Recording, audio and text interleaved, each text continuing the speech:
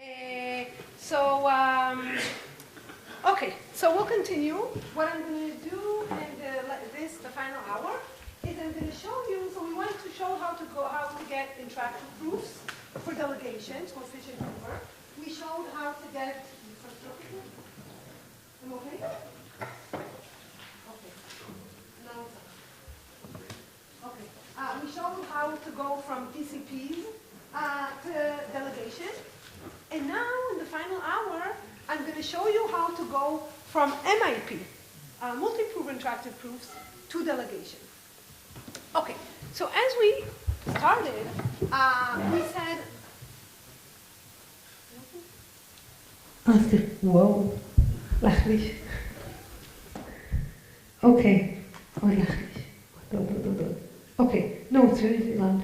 Okay, so as we said, MIPs are fantastic because they're very, very, very efficient. So in particular, we know that with two provers, assuming they don't interact, we have great schemes where the provers are efficient, the verifier is very efficient, the communication is also very, very small, polyglot. So this is a great model to work with. So the question, can we use this to get delegation? Okay, but as we said, the power of this model comes from the fact that we have two provers that we assume do not interact. That's what gives this model its power. Okay, and as we said, you know, why is it so powerful? Because we can do consistency check between them. They're separate rooms, the two provers. They try to cheat, they need to check it, to cheat consistently, and that's very hard. Okay, so that's what gives it its power. So it's not clear how to use this for delegation when we have one prover. Okay, so can we somehow go from the two prover to one prover? And a priori, it seems like, no, what gave this model the power? Its power is the two provers, so how do we go to one? And you know, the first idea, which says, okay, just give the one prover the two queries, clearly fails. Okay, because now he can very easily cheat consistently. So what do we do? So here is a very brilliant idea, so this won't be secure, but here is a really nice idea that was introduced by Yael et al. And this actually what motivated the work with Ran Raz to reduce interaction from interactive proofs using the FHE paradigm or the peer paradigm. And their idea was, well, yes, use only one prover and set up the two queries, but set them encrypted using separate fresh keys. Okay, so encrypt the first query using one key, encrypt the second one using another key, and send him both queries, and the prover will compute A1, you know, under the hood using Q1 and compute the answer to query 2 under the hood, and that's it. Okay, so that was their idea. And it's a great idea. By the way, let me just say that notice that this was proposed in 2000, we didn't have FHEs then, and the paradigm was not using FHE, it was using computational peer scheme, private information retrieval. But as I said, working with FHE just makes it easier notation-wise, so I'm going to keep this notation. But everything I say works for peer as well. So intuitively, why is this secure? The idea is, well, it's true that the prover sees both queries, but not really, right? Because they're encrypted. And when he answers A1, he has underneath the hood he does the computation, but when he does the computation, he has no idea what Q2 is. That's hidden in a separate box. So really, it's like he doesn't see. And then when he computes A2 under the hood, he has no idea what Q1 is, because that's encrypted in a separate box. So it seems like, yeah, okay, so he can't cheat. How can he cheat consistently? It's a great suggestion. And indeed, they had the other Gilshan, how do you say that? Anyway, it's omitted there. But they also had a proof of soundness. And let me prove it to you, that it works. Very easy proof. I'll do a proof sketch. Let me prove that it's sound. Okay, so suppose there's a cheating prover, and I want to get a contradiction. Okay, so suppose he cheats, he convinces us of an incorrect statement. How can he convince us? Well, two cases. Case one, I don't know what he does as a cheater and a prover, but he answers locally. Namely, when he answers Q1, he applies some function F1 to compute his answer, and to compute A2, he applies some function F2 on Q2. That's how he cheats. In this case, no, he can't cheat this way, because then you can cheat in the two-prover this way too. P1 just has in his head F1, P2 has F2, they go into separate rooms. You know, P1 computes F1 of his query, P2 computes F2 of his query, and they cheated. So you can't cheat in this way. Okay, so what's the other way to cheat? The other way is that one of the answers, let's say A2, is a function of both queries. But if it's a function of both queries, it depends on both. Yes? One question. In the MIP scheme, does the prover 1 know that he is indeed number 1 and prover 2 knows that he is indeed number 2? So, okay, so, good. So for completeness, usually in this MIPs, actually they don't even need to know if another prover exists. They don't need to talk to each other ahead of time. You ask one prover some question about the computation, you ask another prover about the computation. Most MIP that I'm aware of, everything is symmetric. So you just choose a bunch of queries, you send each one of them, they answer. I mean, if there are many provers. So the answer is no. I mean, they don't need to, I mean, they could think of them as symmetric. Okay, so if they answer what's called locally, you know, where A1 is a function of Q1, A2 is a function of Q2, then we broke the two-prover. Can't be. Otherwise, one of the answers, let's say of prover 2, is a function of both queries. So it doesn't depend on Q1, it also depends on Q2. Well then, we broke the FAG. Because now, by seeing A2, so let's just open Q2 and A2. We learned some information about Q1. But Q1 is encrypted using a fresh key. Okay, so Q1 is encrypted using a fresh key. I know Q2 and A2, so I know for some Q1s the answer would be different. So I learned information about the encrypted Q1. Broke the FAG. Done. Oops, done. Everybody convinced? So I would have ended my talk here because I think it's very nice. Unfortunately, I tricked you. That's not the only two possible cases. Okay, so what's missing? And it's very subtle, I have to say. So what is missing? So what is missing was actually noticed by Dweck et al. And they noticed, they said, wait, there was case 3 that was not addressed. What is case 3? A2, or A1, doesn't matter, let's say A2, may be a function of both Q1 and Q2, but a randomized function. It can be a randomized function. And this randomized function, it could be that it's a function of both of them, but if you look at A2 as a random variable that depends on this randomness, it actually doesn't give information about Q1. It's independent of Q1. In which case, you can't use it to break the encryption scheme.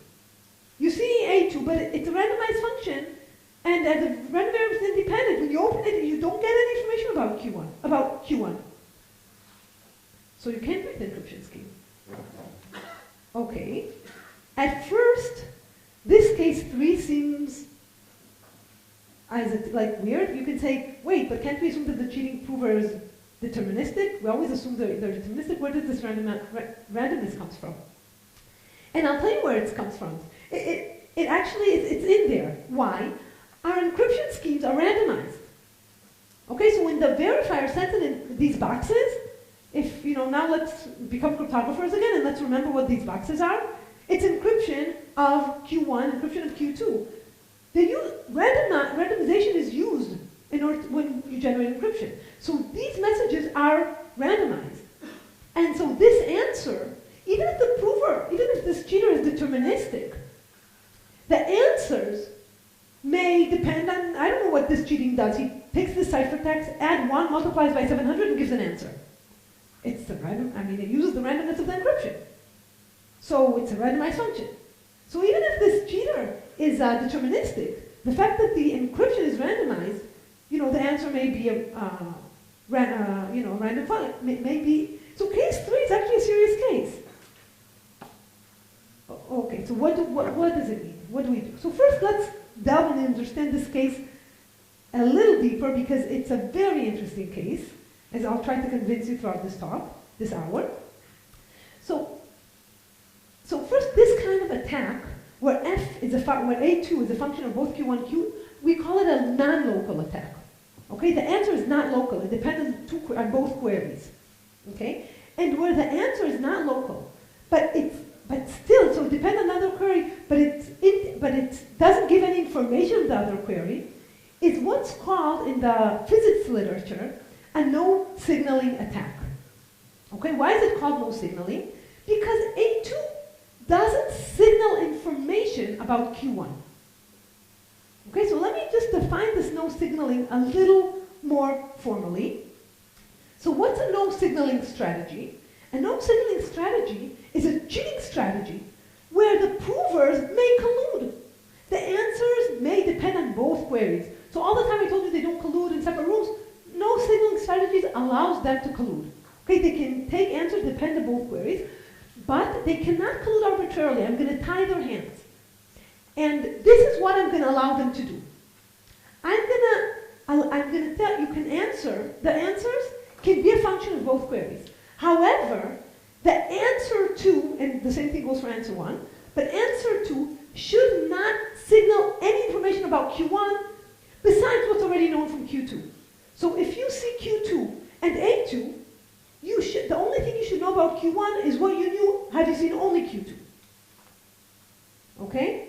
More formally, it just means that look at the random variable, A2 and Q1, they should be independent random variables conditioned on Q2. Okay, but that's the math. But just think of, when you see answer 2, it does not reveal any additional information about Q1 that you would know about Q2. So in other words, this answer will not help you break the encryption. It won't give you any information about the encryption that you did know just from Q2. And also the same thing goes for A1. So the A1 as a random variable should be independent of Q2, or should signal no information about Q2 beyond what's given from Q1. So this is what's called no signaling strategies. I'll explain where this notion came from. But before I do, first it seems like, at least for me, it seems, okay, there's this weird type of strategy where I understand that I can't use the FHE, I can't, if the cheating prover here, God knows how he would cheat this way, but if he succeeded cheating this way, I can't break the FHE using him because he doesn't signal information. But how can you cheat in the MIP using this weird strategy? I mean, okay, you can see the other query, but you can't really use it because the answer should be independent. So, at first glance, it seems like these strategies, you can't cheat in the MIP using these strategies. I allow you to see the other queries, but don't use it. A2 should be independent of the other query. So maybe we can say that MIP is secure against such strategies. And the first thing I want to do is convince you that no, actually, many MIPs are not secure, completely break when we use these no signaling attacks, these no signaling strategies. So let me give you a very simple example and go back to the 3-color. So what is the example? Take a graph, the same graph we had before, it's not 3-colorable. Okay, we have here a clique of size 4, it's not 3-colorable. Okay, so now I'm going to tell the provers, okay, each prover gets a vertex, and they need to, let's say they get either the same vertex, in which case they need to give me the same color, or neighboring vertices, in which they need to give me colors that are different. Okay. Now, if they're not allowed to interact at all, they're in different rooms, they can't interact, I'm going to catch them with some probability. Maybe not large because I didn't amplify some of this, but I'm going to catch them with some probability because it's not 3-colorable. So, it's not going to be the case that I always accept. Now, let me show you a no signaling strategy where the adversary can always, the provers will always be accepted. Always, probability 1. And here's what they do. They get 2 vertices. What they do is the following. They choose if they're the same vertices, they choose a random color and give the same answer. If they're down in the bottom, if they're the same vertices, they choose a random color, give the same answer. If they're different, if they're neighboring vertices, they choose 2 different random colors and give different answers and give the 2 answers. Always accepted. I mean, they know what the vertices are. They're always going to be accepted. Okay? With probability 1. But now note that the answers, that this strategy is no signaling. Why? If you look at one, I'm giving, open one of them. So V1, V2, let's look at C2. Okay, you see it's red. Does it give you any information about V1? No, it's a random color. No matter if V1 is equals V2, or V1 is different, or is a neighbor of V2, this is a random color. So you don't learn anything. So when you open this, you look at this, if it was, with an FHE on top, you hope to, okay, you only open this box, and you look at V2 and you see C2, you go, oh, red, oh, no, you don't learn anything. It's a random color. So you can't use the FHE. I mean, you can't use to break the FHE. So this is, and look, with this type of strategy, you really broke the MIP. So even though the color doesn't depend on the query, you could use it to break the MIP. So this MIP, which is a very, stupid MIP, I didn't identify anything. Using no signaling strategies, you broke it with probability 1. Yes? Can I also view this as they having correlated randomness? You can, okay, so the question was, can we view P1 and P2 as having correlated randomness? Even if they correlated, in the standard MIP, I allow them to have correlated randomness. I allow them to share whatever they want. But once there are different rooms, once the queries come, they cannot talk anymore. So this strategy is much more than correlated randomness. It's really I'll tell you the problem. As a function, the answers are a function of both queries. But as a random variable, they're independent. Okay, but really, if you look at the two answers, they're a function of both queries. So it's much more than sharing randomness ahead of time. Yes? This is just a proof that the proof breaks, but is there an actual example? Good. So actually, I'm going to get to that later, but let me just say, so this question was like, okay, you convinced me that the proof breaks, but is there any real counterexample? So first of all, let me say the power. So one can ask, okay, if you want MIP that, and I'm going to get to that later on, but if you want MIP that are secure against such no signaling strategies, their power is much less than full MIP. And Yuda, let me come to your exact question a bit later, okay? But I'll answer that. Okay, so my hope was to convince you that I convinced you that if you try to convert an MIP to delegation this way, no signaling attacks are a problem. Okay, they're a problem. And here is an idea. What if you start with an MIP that is secure against, so you cannot cheat with no signaling attacks. It has strong soundness. Okay, so not only if you're in separate rooms, also if you collude, but you have to be no signaling, still you're secure. Now what? Now can we get delegation? And the answer is yes. That's exactly what we needed. And this is work with Ran Raz and Ron Rothblum. What we showed is, if you start with an MIP that is secure, that is sound against these no signaling strategies, and this FHE is secure, then you get a secure delegation. Then everything is okay. And I'll give you the proof. It's what I said. It's very easy. So the proof is the following. Here's the proof. So I want to prove soundness. So suppose there's a cheating prover in the delegation scheme. Two options. Either he answers, he gives some A1, A1, A2. Either it's no signaling. It's a no signaling strategy. So A2 doesn't signal information about Q1, and A1 doesn't signal information about Q2. In which case, you broke the MIP. So, you have a no signaling strategy for breaking the MIP. But we said it's secure against such strategies. So contradiction. This shows that you can cheat with a no signaling strategy in the MIP. Case 2, it's actually signaling. It signals information. But if it signals, you can use the signaling to break the FHE. And that's it. That's the proof. So let me just say it's a little more delicate than this, because what does it mean to signal? We need to signal enough information that, when they talk about no signaling, it just means independent. What if you signal an exponential amount of information? And So we need to talk about, computational no signaling. It's a little more involved, but that's the issue. That's essentially the idea. Okay. So now, I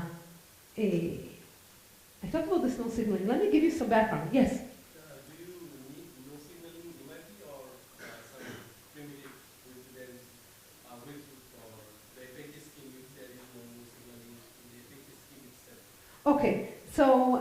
Okay, so the question is, do we need to start with the MIP that's secure against no signaling, or maybe we can use a stronger FHE, like an FHE that's somehow, very secure against no signaling, so with any MIP? That's a very good question. I don't know. Maybe you can take any MIP and assume a very strong FHE and do it. I don't know.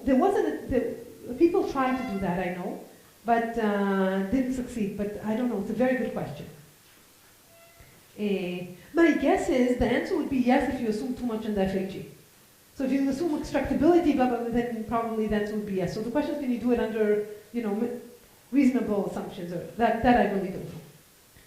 Okay, so let me first give you a little bit of background about this no signaling because it's really fascinating. So actually, the concept of no signaling proofs initiated from quantum physics. Okay, and here is the idea. So the notion of no signaling strategies started in the mid-'80s and was actually motivated by Einstein's special relativity theory. And let me explain to you the idea using MIPs. Okay? So let's start with MIP. When we cryptographers or complexity theorists define security of MIP, we assume that proofers don't interact. You just put them in separate rooms, you turn off the Wi-Fi, and they don't interact. Simple. But then quantum physicists say, well, even if you put them in different rooms, if you put them in different planets, they can still interact. They still have, they can have quantum entanglements. And quantum entanglements give them power. And this is not captured by your model. So even if in your model they cannot cheat, maybe using quantum entanglement they can cheat. This gives them some form of collusion. So they want security, even if P1 and P2 may have quantum entanglements. Okay? But then physicists say, you know what? Quantum theory is not complete, and who knows what else they can do.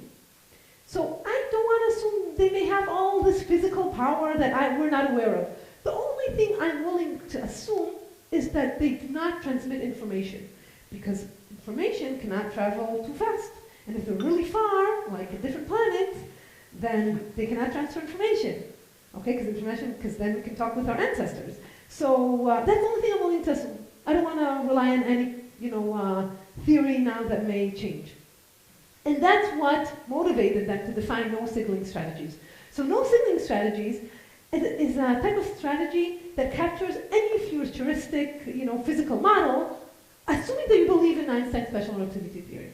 That's kind of their the point. And what they say, I don't know how things interact, how particles interact in the world. All I know is that information doesn't travel fast. So if one prover is in Mars and he gets Q1 and answers A1, the other provers in the other part of the universe gets Q2 and answer A2, I'm just willing to assume that, A2 the answer does not contain information about Q1 this time it was given by his current query, by Q2. So otherwise, how did this information get here? It went over there. That was what originated the no signaling model. So it comes from physics. Yes? So is there any ordering associated with the queries? For example, say the breakware gives some two queries, Q1 and Q2, and then maybe P1 and P2 interact between themselves, and after that, say P1 answers with P1 and P2 answers with A2.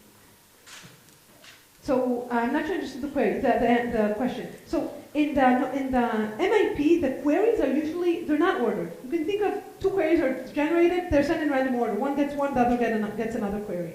And then they both send the answers. Okay? And you want to say that, look, A2 can depend on another query, because if it did, how did the provers can't, they may have quantum entanglement, but they can't transfer information. So quantum entanglement doesn't allow transferring information. That's what Einstein's special relativity, so information cannot be transferred, so you have to have this independence between the answer, between one prover, between the query of one prover and the answer of the other prover. Okay, let me tell you, we're not on different planets, we're all going to be in the same room and so on. This is just the motivation, this is where the no signaling came from, so I felt like I wanted to tell you the whole story. But the nice thing, in my opinion, is, we're sitting here, we're cryptographers, and we want a delegation scheme for, bounded cheating provers. And it's kind of interesting that we need to go to Einstein's special, to physics and to their models to help us get our delegation scheme. But that was actually the story. This is how it came about. So that's our delegation scheme. If you start with an MIP that's secure against no signaling strategies, then this delegation scheme is secure. So we have a delegation scheme. Now the only question, do we have MIP that are secure against no signaling strategies? Okay? Any questions? Okay. So let me tell you a little bit about what's known. So classical MIPs, where we just assume they don't interact. That's it. Different rooms, they don't interact. So it's a severe restriction on the adversary. The adversary cannot interact at all. No quantum, nothing. They're in a separate rooms, nothing. They have nothing. The adversaries are very weak. Then you can do all of next. You can do any non-deterministic computation and get proofs that are exponentially shorter. Fantastic. What about if you allow quantum? Then people say, okay, but what if the provers have quantum entanglement? What can we do? This was an open problem for a long time. I think it was like kind of the holy grail of the quantum computer scientists. And in 2012, there was this breakthrough work that showed even with quantum MIPs, you could do all the next. Okay, it was like the best paper on one of the stock Fox. By the way, the provers here are not polynomial time, like in the classic MIPs. So there's a blow up. What about no signaling MIPs? So now, so in quantum MIPs, we gave the cheating provers more power. They can share quantum entanglements. Here, we give them much more power. We say, you know what? Get together. Go crazy. Just don't, information cannot travel faster than the speed of light. So they get much more power, so it's much harder. The adversaries are stronger. It's harder to prove things. It's harder to get soundness. So what can we get? So here's what's known. You can't get more than X. So only deterministic languages. Okay? Now, so at least give us X. So here's what was known. You can do p-space, but with the same caveat as IP. So the runtime of the prover grew 2 to the s to the space squared. So similar to the IP equals p-space problem. And recently in the work it was carried out, we showed that you can do all X efficiently.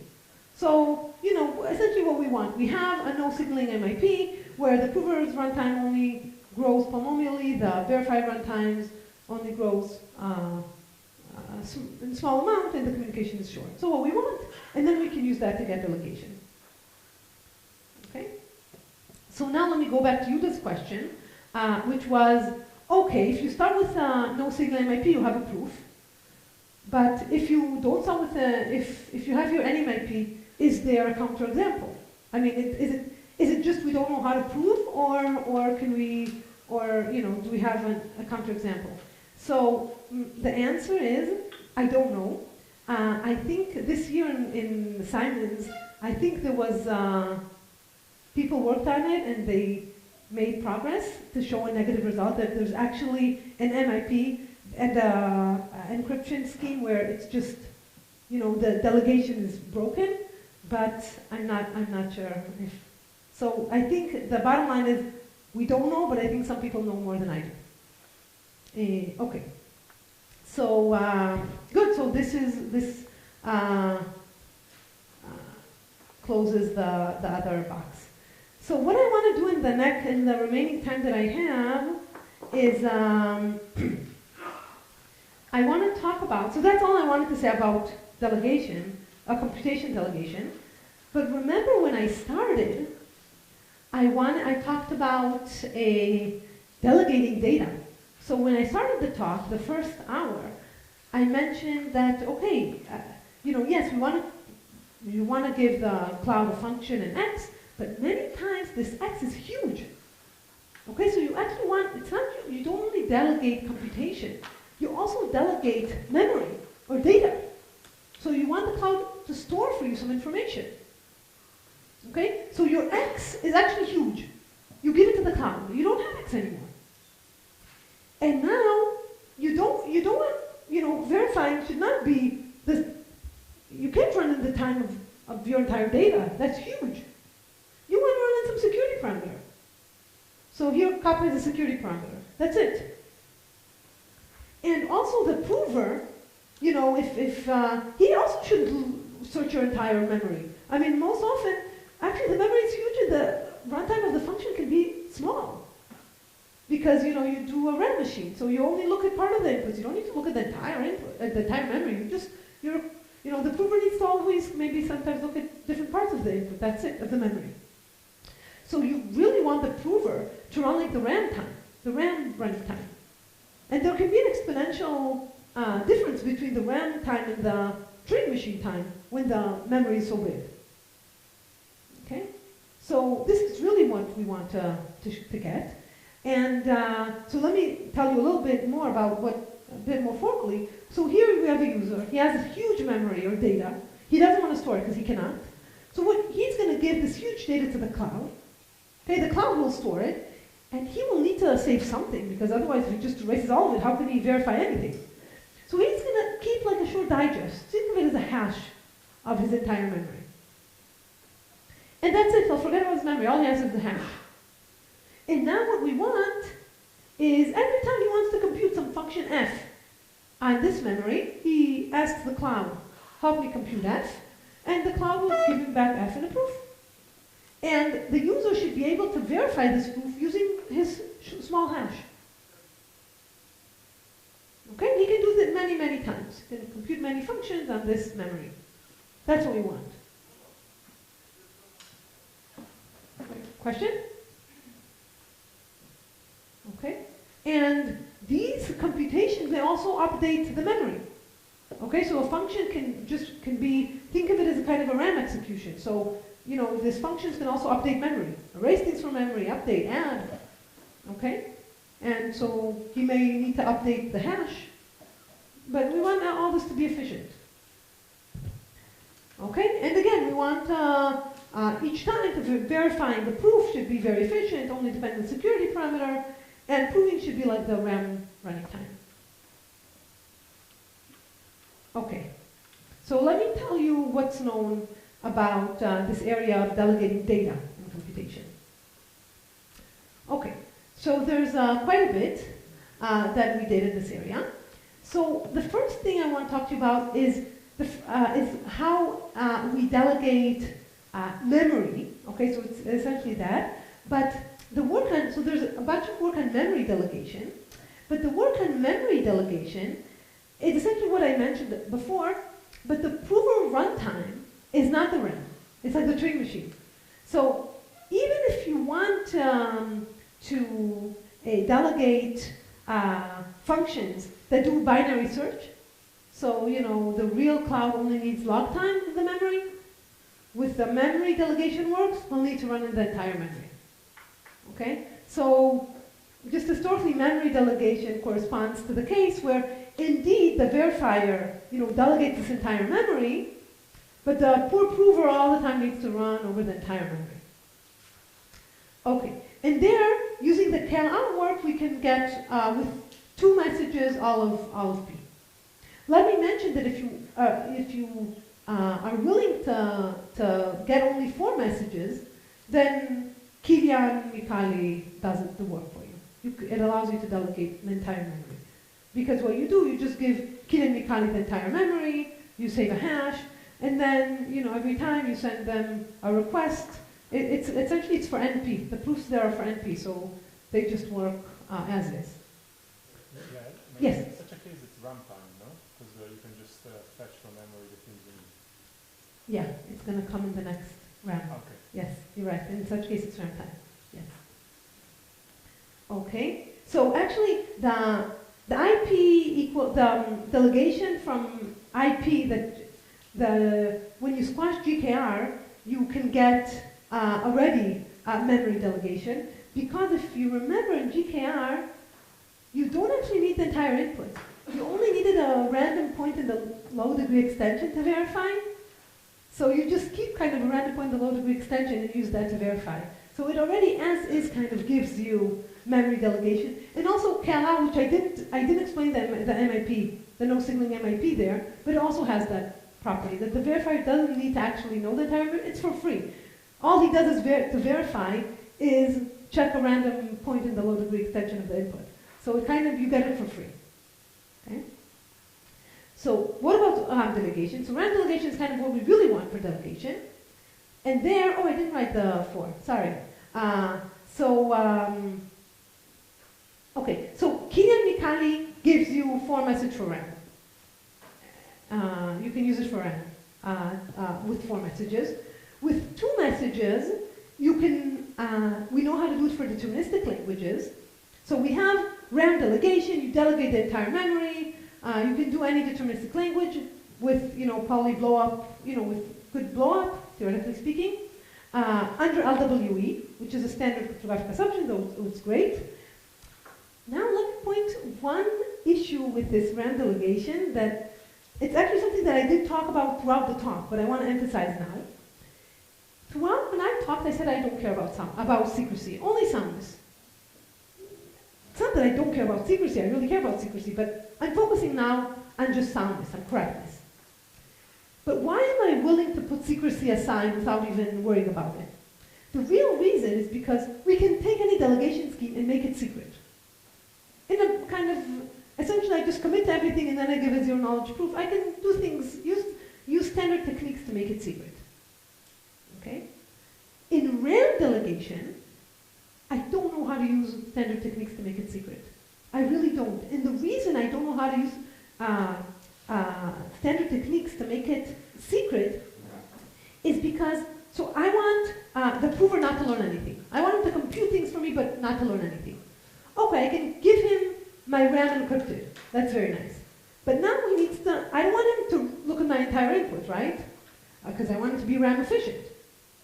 But he needs to know where to access. Now, where to access may give information. So you can say, use oblivious Turing machines. So it won't give information. But it turns out we don't know how to take RAM delegation and make it secret.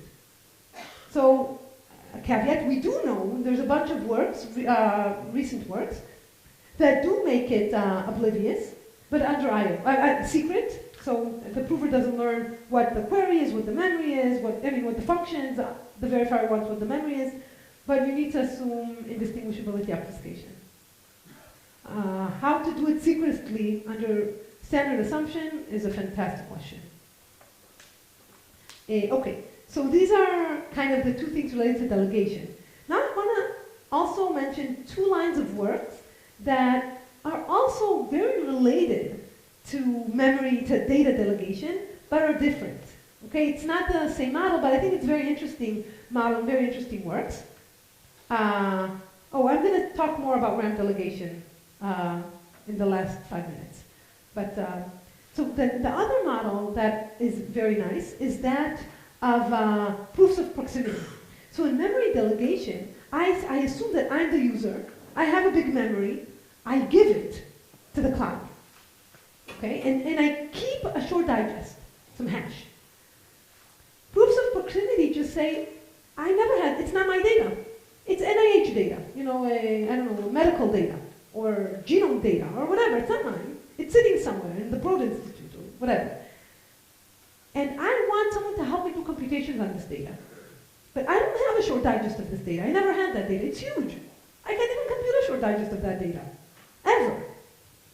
So proofs of proximity, what they allow you to do is I can have a prover prove to me, do the computations for me, prove to me, now we can't prove that they're correct because I don't have the data.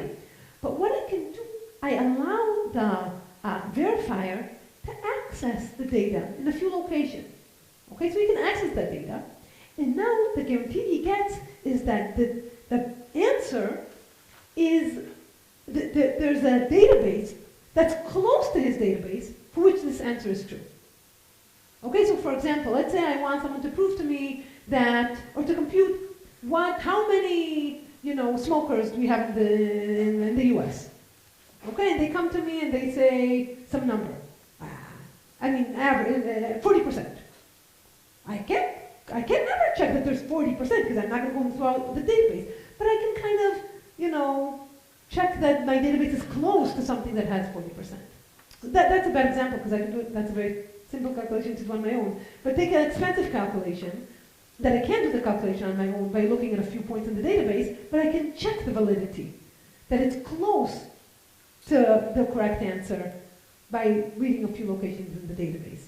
So that's proofs of proximity. And so there's, statistical proofs started by Guy Rothblum, Salil Vedad, and Avi, and then follow-up work. And then there's also arguments of proximity where, rounds are shrunk to 2.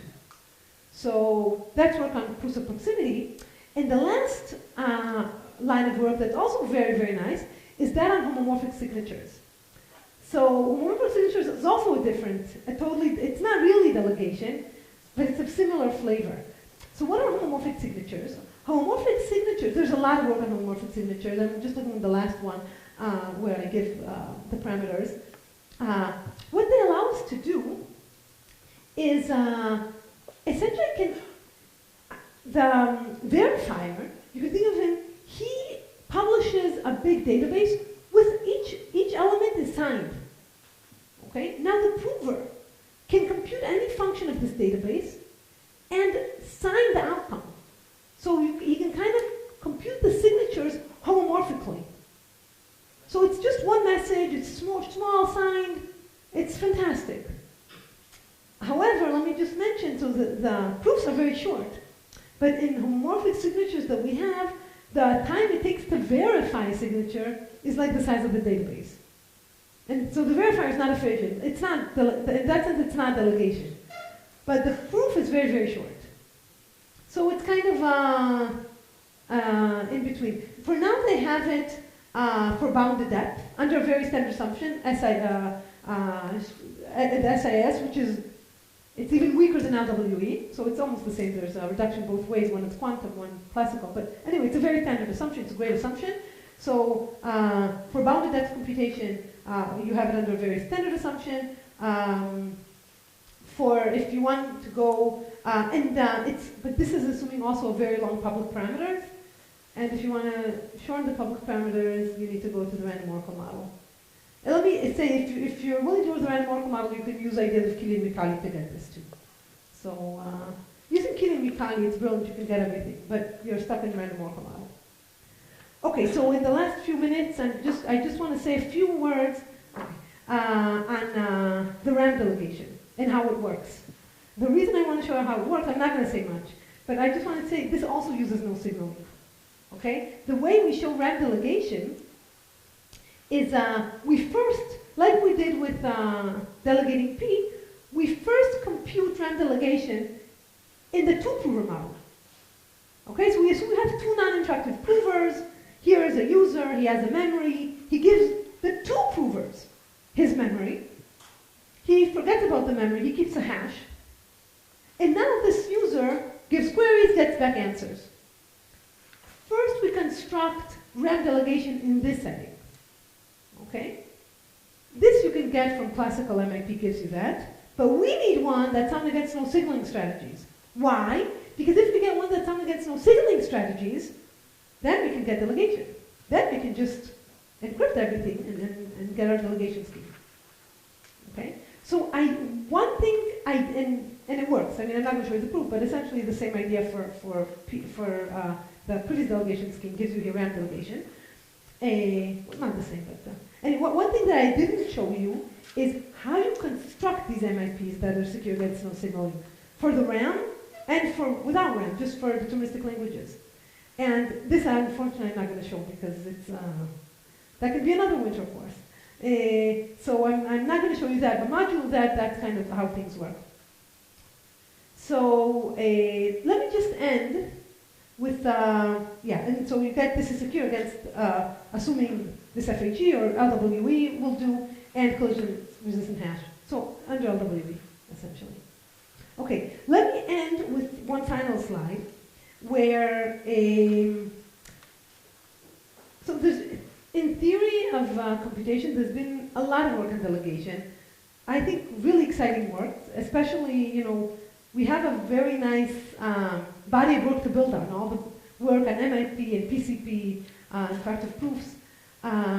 Recently we noticed, I think, the application using no signaling, both in the context of delegation, but also elsewhere, is, in my opinion, fantastic. I think it's a very powerful thing that kind of really helps strip away the crypto, get rid of the crypto, and just look at kind of information theoretically the problem we have, and it makes things much clearer. And I just wrote, you know, there's a bunch of work that we managed to take advantage of this no signaling concept to make progress. Most of these are to things that are related to delegation, but for example, we have a new, oh, this is already with, Raz is already with the Delegated, and we joined forces, where we showed how to use no signaling for completely different, has nothing to do with delegation, to show hardness of approximation results for linear programming with pre-processing. So I'm kind of hoping to see more applications. I believe there's a lot more out there, and both in the context of delegation and elsewhere. Okay, so that's it. Thank you.